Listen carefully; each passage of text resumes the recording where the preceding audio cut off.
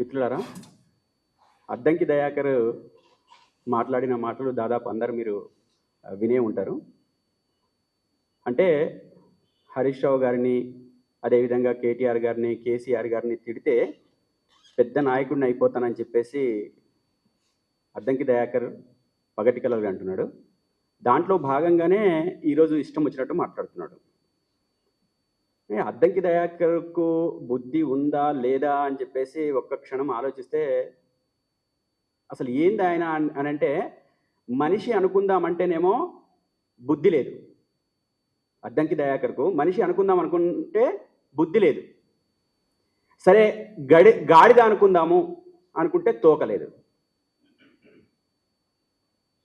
ఏ రకంగా కూడా ఆయన బుర్రలో గుజ్జు లేదు, మాటల్లో పసలేదు, మంది మీద పడి ఏడవడం తప్ప ఆయనకు మ్యాటరే లేదు. హరీష్ రావు గారు అఘోరా పూజలు చేయిస్తున్నాడు, లేకపోతే అధికారం లేకపోవడంతోనే అఘోరగా మారిందని చెప్పేసి మాట్లాడుతున్నాడు. అద్దంకి దయాకర్ అధికారం కొత్త నీకు కావచ్చు, హరీష్ రావు గారికి కాదు. ఉమ్మడి ఆంధ్రప్రదేశ్గా ఉన్న నాటి నుంచి హరీష్ రావు గారేంటో, హరీష్ రావు గారు చేపట్టిన బాధ్యతలేంటో, ఈ ప్రభుత్వంలో ఆనాటి నుంచి ఈనాటి వరకు ఆయన ప్రభుత్వంలో వ్యవహరించిన తీరేంటో మొత్తం తెలంగాణ, ఉమ్మడి ఆంధ్రప్రదేశ్ ప్రజలందరికీ తెలిసిందే. నువ్వు ఈరోజు వచ్చి కొత్తగా అఘోరా అని చెప్పేసి మాట్లాడితే, ఇంకోటి మాట్లాడితే ప్రజలు నమ్మే పరిస్థితిలో లేదనేది గుర్తుపెట్టుకో అద్దంకి దయాకర్. నువ్వు ఒక్కసారి అద్దం ముందు నిలబడు, నిన్ను నువ్వు తదేకంగా చూసుకో. నువ్వు మనిషిలా కనబడతావా లేకపోతే మరో అఘోరలాగా కనబడతావో చెక్ చేసుకో. తదేకంగా చూసుకో, అద్దం ముందు నిలబడి. బుద్ధి జ్ఞానం లేని పనులు, మాటలు మానేసుకో అద్దంకి దయాకర్. అటువంటి మాటలు మాట్లాడడం వలన నీకు ఏ మాత్రం కూడా ఉపయోగం లేదు.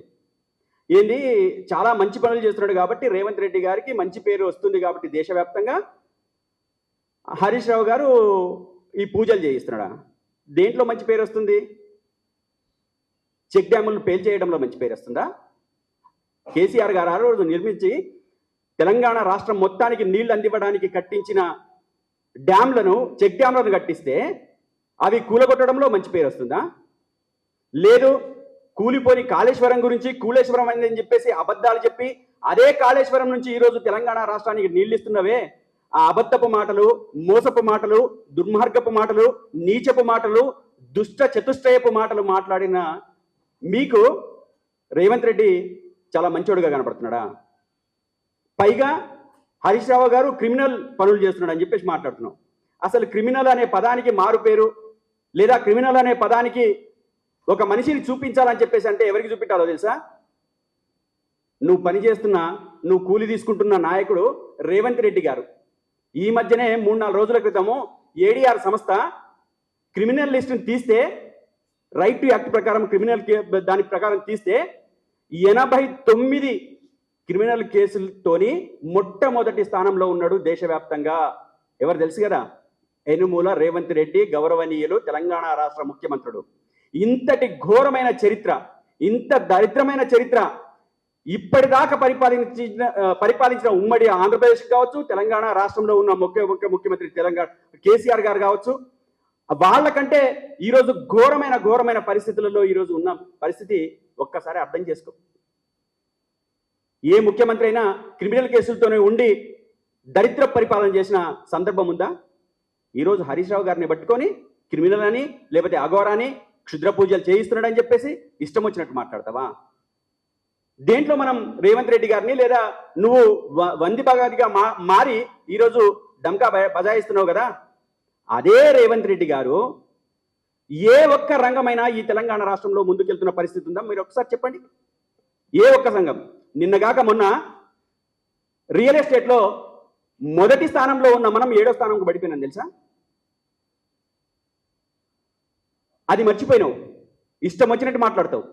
మర్చిపోవటం కాదు, తెలంగాణ ప్రజలకి ఏం కావాలనో, ఏ విధంగా మనం మంచి చేయాలనో ఆలోచించడానికి ప్రయత్నం చేయండి.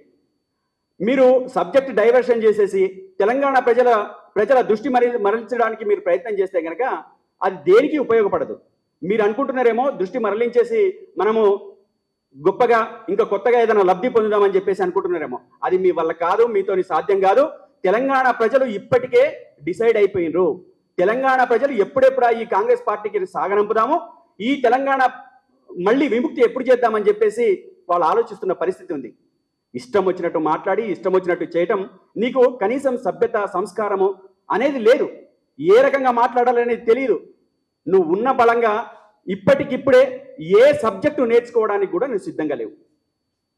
నీ పిచ్చి ప్రేలాపనలు, పిచ్చి మాటలు, పిచ్చి ఆలోచనలు, తుగ్లకు వ్యవహారాలు, సైకోగా ఆలోచిస్తున్నారా? ఎవరు సైకోనో మీ ముఖ్యమంత్రి గారే చెప్పారు. ఆయన సైకో అని చెప్పేసి అన్నది గుర్తులేదా? హిట్లర్కు వారసుడి అని చెప్పేసి మాట్లాడిన సందర్భం గుర్తులేదా? అదేవిధంగా ప్రజలు బాధపడుతుంటే నేను చాలా సంతోషంగా ఉంటా, నేను సంతోషిస్తా, చాలా ఆనందంగా ఉంటుంది అని చెప్పేసి మాట్లాడిన ముఖ్యమంత్రి ఎవరో తెలుసా? రేవంత్ రెడ్డి గారు. అటువంటి దుర్మార్గుడి దగ్గర ఒక చెంచాగిరి చేయడానికి, ఆ చెంచాగిరి చేస్తూ బతకడానికి నీకు సిగ్గు లేదు? అంబేద్కర్ ఆలోచన లేనిది. నువ్వు ఒక దళిత సామాజిక వర్గంలో పుట్టిన వ్యక్తివి కదా. అంబేద్కర్ గారి ఆలోచన లేనిది. ఈ దేశంలో ఉన్న ప్రజలు జ్ఞానులుగా, విజ్ఞానవంతులుగా విలసిల్లాలని చెప్పేసి ఆహర్నిశలు ఆలోచించిన వ్యక్తి, ఆచరణాత్మకంగా చూపించిన వ్యక్తి. అటువంటి దళిత జాతిలో పుట్టిన నువ్వు అజ్ఞానంగా, హీనంగా, ఘోరంగా మాట్లాడతావా?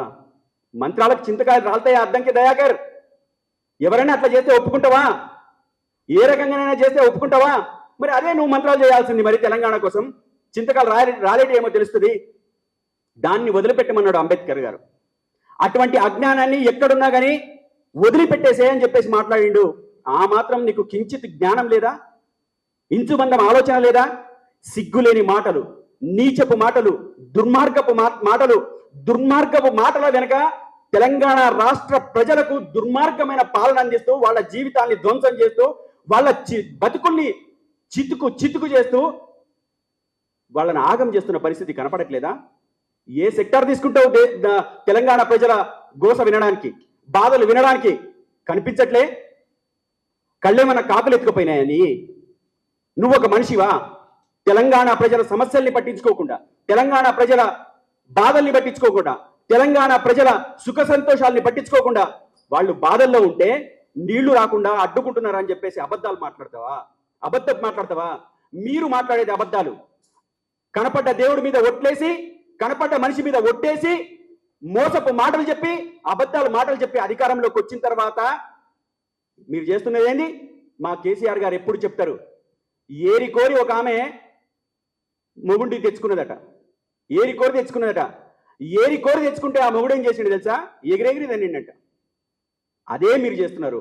ఏరి కోరి తెలంగాణ ప్రజలు ఏదో మార్పు చేస్తారు, మా జీవితాల్లో మార్పు వస్తాయి, కేసీఆర్ గారు అమోఘంగా చేశారు, ఇంకా ఒక రెట్లు ఎక్కువనే చేస్తారేమో అని చెప్పేసి అనుకున్న తెలంగాణ ప్రజలకు నిరాశ నిస్పృహలకు గురి చేసి వాళ్ళ గుండెల మీద ఎగదనుతారా? తంతు వాళ్ళ బాధల్ని, గాథల్ని చూస్తూ మీరు సంతోషిస్తారా? ఇటువంటి పనికి మాలినోడి పక్కన ఈరోజు నువ్వు పోయి ఒక చెంచాగిరి చేయడం, ఆయనకు బాకా ఊదడం, వంది మాగదిగా మారడం, ఇదా నువ్వు చేసేది? ఇదా నువ్వు నేర్చుకున్నది? నువ్వు తెలంగాణ ఉద్యమంలో నేర్చుకున్న ఏదైనా సరే నాకు ఎంత బాధ అనిపిస్తుందంటే, తెలంగాణ ఉద్యమంలో పనిచేసిన ఇతను, తెలంగాణ కావాలని చెప్పేసి మాట్లాడిన ఇతను, నాకేమనిపిస్తుందంటే ఆయన ఆనాడు కోర్టుగా ఉండడేమో అని చెప్పేసి అనుమానం వస్తుంది. తెలంగాణ ఉద్యమంలోనే ఉంటూ ఇదే రేవంత్ రెడ్డికి కావచ్చు, లేదా ఆనాటి కాంగ్రెస్ పార్టీకి కావచ్చు, ఇక్కడ ఉన్న విషయాలన్నీ చేరవేసిండేమో. అందుకనే ఈరోజు ఇష్టం వచ్చినట్టు మాట్లాడుతున్నాడు. తెలంగాణ ఉద్యమాన్ని తాకట్టు పెట్టే విధంగా, తెలంగాణ ఉద్యమాన్ని నష్టపరిచే విధంగా ఆ రోజు వివరించి ఉంటాడు. కాబట్టి ఈరోజు రైఫిల్ రెడ్డిగా తెలంగాణ ఉద్యమకారుల మీద రైఫిల్ ఎక్కిపెట్టిన రేవంత్ రెడ్డి గారి దగ్గర చెంచాగిరి చేస్తూ బతుకుతున్న నువ్వు ఒక బతికేనా? నీది ఒక నీచపు బతుకు, ఒక దారుణపు బతుకు, దుర్మార్గపు బతుకు. ఇంతకంటే నీ బతుకు బతకడం కంటే ఒక బండ కట్టుకొని చచ్చిపో అని చెప్పేసి ఈ సందర్భంగా తెలియజేస్తున్నా. బావిలో దూకి చచ్చిపో, ఇంకా అంతకంటే నీకు మార్గం లేదు. నిజంగా తెలంగాణ ప్రజల ప్రయోజనాలే నీకు ముఖ్యమైతే, తెలంగాణ ప్రజల ప్రయోజనాలే నీకు ప్రథమమైతే నువ్వు రైఫిల్ రెడ్డి దగ్గర చెంచాగిరి చేయకు. నీకు దమ్ముంటే నీకు ఆ పనికిరాని ఒక కోదండరామ్ ఉన్నాడు కదా, ఇద్దరు కలిసి ఒక పార్టీ పెట్టుకోండి. తెలంగాణ కోసం పనిచేసే విధంగా, తెలంగాణ ప్రజల కోసం పనిచేసే విధంగా మీరు నిజంగా చిత్తశుద్ధితో పనిచేసేటట్లు అయితే గనక మీకు ఏ మాత్రం తెలంగాణ పట్ల చిత్తశుద్ధితో పనిచేసే అవకాశమే ఉంటే ఒక పార్టీ పెట్టుకొని ఏడవరాదు. ఆ ఆ ఉమ్మడి ఆంధ్రప్రదేశ్ని కోరుకునే వాడి పక్కన, అదేవిధంగా దుర్మార్గం ఆలోచన చేసే రేవంత్ రెడ్డి పక్కన అతను పెట్టింది తిని ఇష్టం వచ్చినట్టు మాట్లాడతావా హరీష్ రావు గారి గురించి? జాగ్రత్త బిడ్డ, ఈ రోజు తక్కువ మాటలతోనే నీకు చెప్పదలుచుకున్నాం. నువ్వు ఇంతకు ముందే రా అన్నావు, నువ్వు రా అన్న నీ నోటికే మేము బే అనగలుగుతాం. నువ్వు ఒకవేళ బే అని వస్తే నీకు అంతకంటే ఎక్కువ మాటలు మాట్లాడగలిగే కెపాసిటీ మాకుంది తెలుసా? నిన్ను వదిలిపెట్టే ప్రసక్తి లేదు అద్దంకి దయాకర్. నిన్ను ఎక్కడ పోయినా నిన్ను ఒంటరి చేస్తాం, నీ మాటల్ని ఎండగడతాం, నిన్ను రాజకీయ సన్యాసం తీసుకునే విధంగా, ఇంకా రాజకీయాలు నాకు వద్దురా బాబాయ్ అనే విధంగా రేపు మా చర్యలుంటాయి, మా పనులుంటాయి, మా ఉద్యమాలుంటాయి. తస్మాత్ జాగ్రత్త అని చెప్పేసి ఈ సందర్భంగా అద్దంకి దయాకర్ కు హెచ్చరిస్తా ఉన్నాం. బహుపరాక్, జాగ్రత్తగా ఉండు అద్దంకి దయాకర్. అదే వీళ్ళందరూ ఒకటే స్కూల్లో చదువుకున్నారు. ఈ మేడిపల్లి సత్యం కావచ్చు, అద్దంకి దయాకర్ కావచ్చు, వీళ్ళెవరు తెలంగాణ రాష్ట్ర ప్రజల ప్రయోజనాల కోసం ఆలోచించే వాళ్ళు కాదు. నిన్నటిదాకా ఆయన నియోజకవర్గంలో నీళ్ళు ఎక్కడి నుంచి వస్తున్నాయో తెలియని మేడిపల్లి సత్యంకు అదే ఆయన నియోజకవర్గంలో వచ్చిన నీళ్లను చూసి అవి ఎక్కడి నీళ్ళో కూడా తెలియని పరిస్థితి. ఇంత అజ్ఞానపంలో ఉన్న కాంగ్రెస్ పార్టీ నాయకులకు మనం ఇంతకంటే చెప్పాల్సిన అవసరం లేదు. వాళ్ళకి బుద్ధి రావడానికి కూడా అవకాశం లేదు. ఎందుకంటే వాళ్ళు ఆ స్కూల్లో ఉన్నారు. ఏ స్కూల్లో ఉన్నారు? రైఫిల్ రెడ్డి స్కూల్లో ఉన్నారు. ఆయన ఏ అబద్ధం చెప్తే ఆ అబద్ధాన్ని నమ్మేటట్లే ఉన్నారు తప్ప నిజాన్ని కనుక్కొని, వాళ్ళు ఒక స్కాలర్స్, వాళ్ళు మామూలు వ్యక్తులు కాదు. వాళ్ళు స్కాలర్స్, చదువుకున్న వాళ్ళు, జ్ఞానాన్ని తెలుసుకున్న వాళ్ళు, ఉస్మానియా యూనివర్సిటీలో ప్రతిష్టాత్మకంగా చదువుకున్న వాళ్ళు, ఉస్మానియా యూనివర్సిటీలో. అటువంటి వాళ్ళు ఇంత అజ్ఞానులుగా, పనికిరాని వాళ్ళుగా మాట్లాడడం అంటే ఇక వాళ్ళకు విజ్ఞత లేదనే అర్థమవుతుంది. కాబట్టి మేడిపల్లి సత్యం కావచ్చు, లేకపోతే అద్దంకి దయాకర్ కావచ్చు, మీరందరూ కొంచెం మీకు బుద్ధి లేకపోతే కొంచెం ప్రజల్లోకి రండి. ప్రజలు బుద్ధి చెప్తారు. బుద్ధి నేర్చుకోవడానికి, అదేవిధంగా భవిష్యత్ తరాలకు ఉపయోగపడడానికి, ఇప్పుడు లేకపోతే కనీసం నేర్చుకునైనా రేపు ఉపయోగపడడానికి అవకాశం ఉంటుంది. కాబట్టి మీరు ఆ పని చేయండి. లేకపోతే ప్రజలు మిమ్మల్ని ఎక్కడ తొక్కాలనో, ఎక్కడ నొక్కాలనో, మిమ్మల్ని ఎక్కడ మీ గొంతు పిసుకాలనో ప్రజలకు బాగా తెలుసు. రాబోయే రోజులు తప్పనిసరిగా మీకు బుద్ధి చెప్పే రోజులే, మీరు మూల్యం చెల్లించుకునే రోజులే అని చెప్పేసి ఈ సందర్భంగా తెలియజేస్తున్నాం.